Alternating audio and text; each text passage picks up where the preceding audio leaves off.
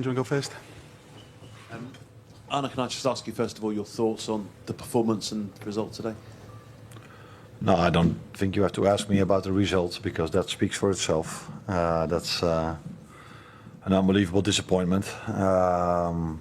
Losing is already a disappointment, losing with 4-0 and in the quarterfinal of an FA Cup against the team which Liverpool played so many times great games against or fights against, and then losing 4-0 is of course a big disappointment.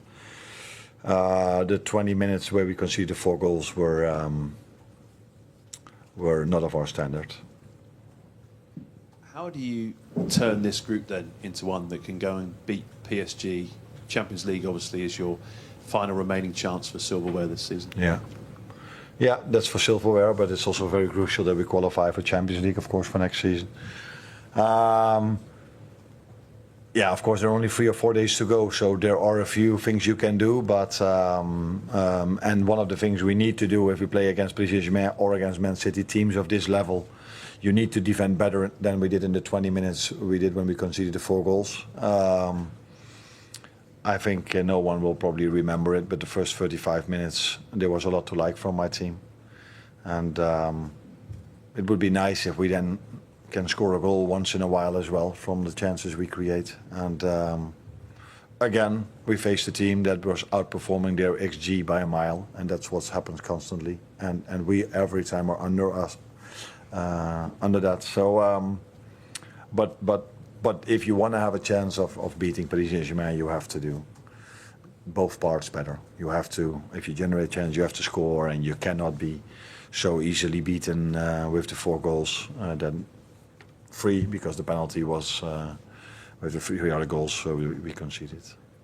Understandably, we've spent the last week talking about Mo Salah, how great a player he is, but do you need more from Salah and Van Dijk and the other senior players to help you out of this? Nah, I wouldn't like to point out to individuals after a loss like this or after a disappointing season that we're having. So I think it's about the team, and Mo had a few good chances, which is always important because you want players like him to get chances, and I think that's what in general we did this season, getting him or other players in good positions.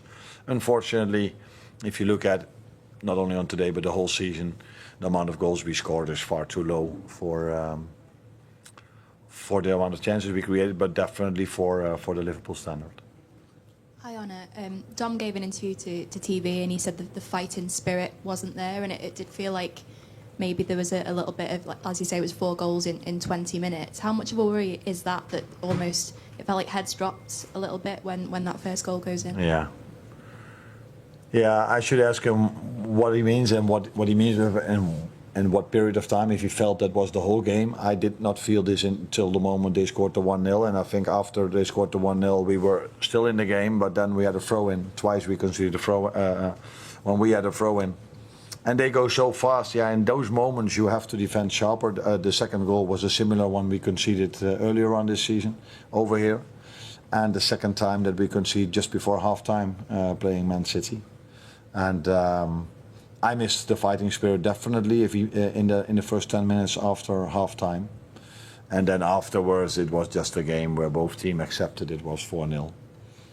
But in that 10-15 minutes of time, I missed fighting spirit, but just the willingness to win your duel, to be there first, to make it difficult for either a pass or a cross or a finish. Yeah, that is something what we definitely have to do better on Wednesday. Yeah, there are some videos on social media of the fans leaving early, maybe seeming a little bit frustrated. What would your message to them be now ahead of, as you say, a big game in midweek? We don't want them to leave early. We have to perform better, and that's the first thing. And we have to show now that we react after a loss like this and after so many disappointments we already had this season. The good thing is the fans have always been supportive, even today. During large spells of the first half, they were very loud. Before the game, they were very loud. So it's up to us not only to react for them, but also to ourselves. And that's what we need to do Wednesday when we again face a very good team, where we again need to play as we did in the first 35 minutes. But in moments of defending, we need to be much more ruthless than we've been today. Hi, Arne, you've mentioned it yourself, actually, a couple of things I was going to say about the 2 throw-ins and not blocking crosses, and also kind of not tracking runners and things like that. I mean, they are the basics of football, the very basics of football, whether you're playing at this level, whether you're playing on a park. It's the very basic of football. So as a coach, when you ask yourself tonight why your players aren't doing the basics, what's your answer? Yeah, that I don't agree with what you are saying, but in moments you're completely right. So if you tell to me from the 15 runs Man City is making 15 times my players don't run, I disagree with you. But if you simply look at the goals, there I see runs that are not being followed, I see crosses that are not being blocked, I see duels in front of goal that are not won, then you are completely right. But that's not the story of the whole game, but every single time we forget to block a cross, we forget to defend in front of goal, we forget to follow a runner. Every single time it's a goal. It's not the pattern of the game, No. I'm not saying, but it was the pattern of the crucial part of the game. And when you go 1-0 completely down, agree. you know that's then the crucial part of the game, and, Yeah. and that is when they don't do the things that they've got to do. So why is that? Again, in the moments, I don't think they had a chance after the 1-0 till they scored the 2-0. But yeah, I completely agree with you. If you look at the way we concede a goal, I see the same pattern. But that's not a pattern over 90 minutes, but that's a pattern in how we concede a goal. And then you sometimes miss indeed the lack of need to understand that if you're 1-0 down just before half time, you have to do everything right to go with 1-0 down to half time. And sometimes it's about maybe trying to score the 1-1, but in other moments making sure you don't concede. And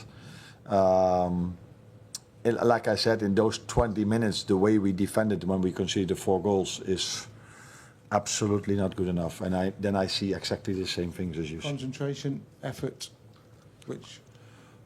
It's a bit of everything. It's effort comes first, I think. Of course, if you look at how they outplay that in the timing, the moment of Haaland comes in, but I think we have to try to make it more difficult for them than we were doing, because they're already good players. And if you don't make it difficult to good players, it's immediately a goal, and that's what we saw 4 times. And Wednesday we face again very good players, so we have to make it more difficult to them in those moments when we have to defend than we did today. Arne, related really, do you think the fact that you have that 20-minute period where the game goes, is that do heads drop after the first goal? Is it an inability to kind of cope with a setback? Is it tactical? Is it panic? What is it you think that causes that kind of the difference? Could be a bit of everything, of course. But like I said, it wasn't as if it was chance after chance after chance. So when it's chance after chance after chance you concede, you start to feel like maybe we should change our game plan.